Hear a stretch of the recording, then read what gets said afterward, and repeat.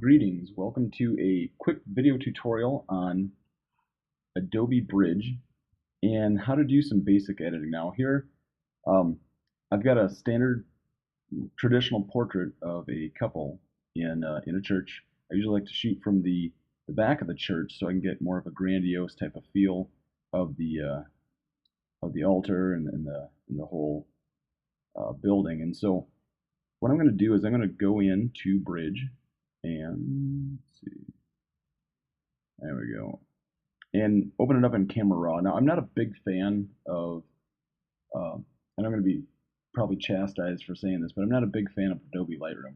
The biggest reason why is I've got all these tools across the top in Bridge, or in Camera Raw rather, ACR, and in Lightroom, by standard, I have to drag this all the way down to get to these basic tools that I just kind of have access to right up here. And so don't particularly care for that. One tool we're going to look at right away is the exposure looks decent according to my histogram. A couple things wrong with this image that I see right away is this. And to start it off, one of the tools I like to use is the adjustment brush. And so I click on that. And I've already baked this already. I've fixed this. What I did is, here's the image before, and I'm going to click done. And when I go back outside into this image, let's see. Oh, hold on. My bad. Let's go back into ACR. I'm going to go back into this tool, and I'm actually going to get rid of this adjustment by deleting that out and hit done. Going back into this image, here I've got a really weird bluish greenish cast, and it's just not working for me in this image. So what I'm going to do is I'm going to go into ACR, and this is where one of those, if you had a church that had nice stained glass windows, you wouldn't run into that issue. But what I'm going to do is I'm going to go to this adjustment brush. I love using the adjustment brush for just micro adjustments. And in this particular case, I'm going to drop down the exposure by 50%, or a half stop actually. Sorry. And then I'm going to really warm up the temperature and then give this a tint of magenta. And so coming in here, I'm going to just simply paint this in right along the wall. And already I like where this is going. I like where this is at. And I think if I was going to take this a little bit further, I'm going to probably push it into Photoshop. Now, one of the things that I can do even more is drop this exposure down. Even after I've painted this, I can knock this out and adjust it how I need to. If I wanted to blur this, which some people might say, yeah, no, just blur it up and blur in the windows, that tends to look a little too fake. And so, but just to give you a glimpse of what that might look like. Still, it doesn't do a whole lot for me. And so I'm going to go back to 0.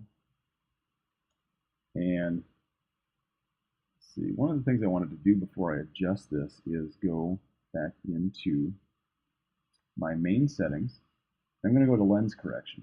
And before I do this, I want to enable my lens profile. And I do this to all my shots. And when I do that, it knows that I'm shooting this with a Nikon 24-70. Great lens. It's one of my absolute favorite lenses to work with. Very versatile, especially for a zoom lens. Typically I have a ton of prime lenses, and but this zoom is actually one of my favorite lenses to shoot with. So anyway, I'm going to turn off my fringing for all my chromatic aberration and lateral fringing. So I'm going to take that off. And boom. So let's open this image up in Photoshop.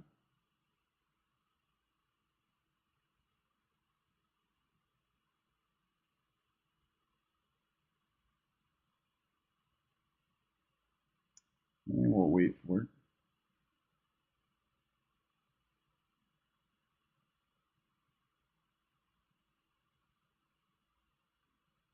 There we go. You can hear my MacBook Air now. It's grinding on the fan just to cool the processor down. It must be doing so much mathematical computations. Let's zoom in. And probably a little bit too much, Chris. All right, there we go. What I'm going to do, what am I going to do? You know what I'm going to do? I'm going to use the polygonal lasso tool, one of my absolute favorites. I don't think I need to feather that many pixels. Let's do 8 pixels. I'm going to take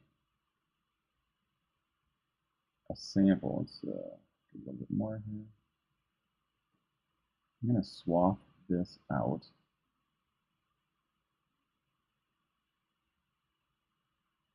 Yeah, we're going to play around with this a little bit and see what we can do. I'm going to expand my selection a little bit. Expand that out by about 10 pixels. And really, you can get a lot more than that. Let's do a Command C, Command V. And as I always like to do initially, I like to put a layer mask on that. I hit the V key on the keyboard for the move tool, and I'm going to move this over. I'm going to get rid of that. I'm going to put this right along here. And if I need to make some micro adjustments, I'm going to go to Edit. Let's do a little distort. I'm just going to push this where we need it. Excellent. Can't even tell. Like a champ. All right, now we're not out of the woods yet, obviously. And look, I have a double tree. Isn't that great? Most people probably won't even notice. People will pick up on the pattern, and so that's one thing that we can combat there. And what are some things we can do to get rid of this tree? Maybe perhaps push this down to give it the effect that it's a smaller tree. And once again, let's go into, let's see, edit. Let's go into distort. I'm going to bump this over.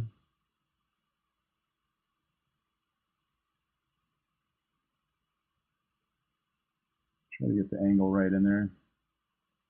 I got a new notification. Let's see. Everything else looks pretty solid on that. I'm going to accept that change. And on my background, I'm going to choose a black brush. Using a very small.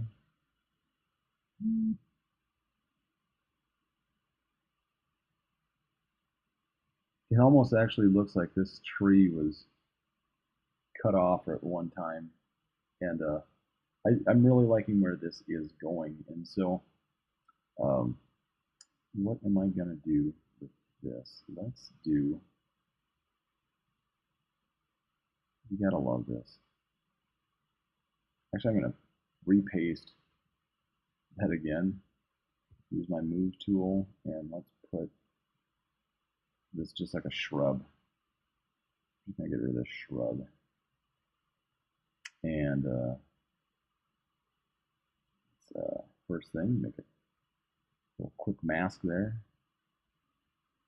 And nice thing about layer masks, the most underused thing in Photoshop, next to good selection tools.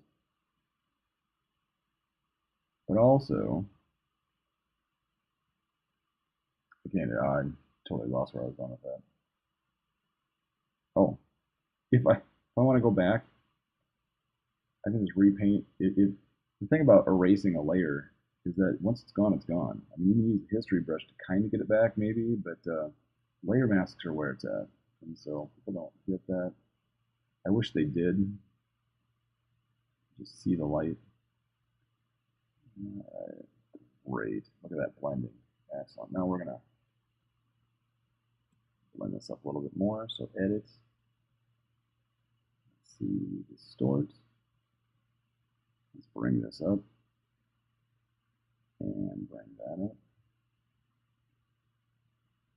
Look at that. Outstanding.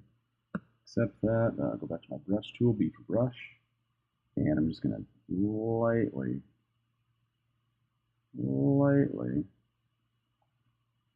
take this out.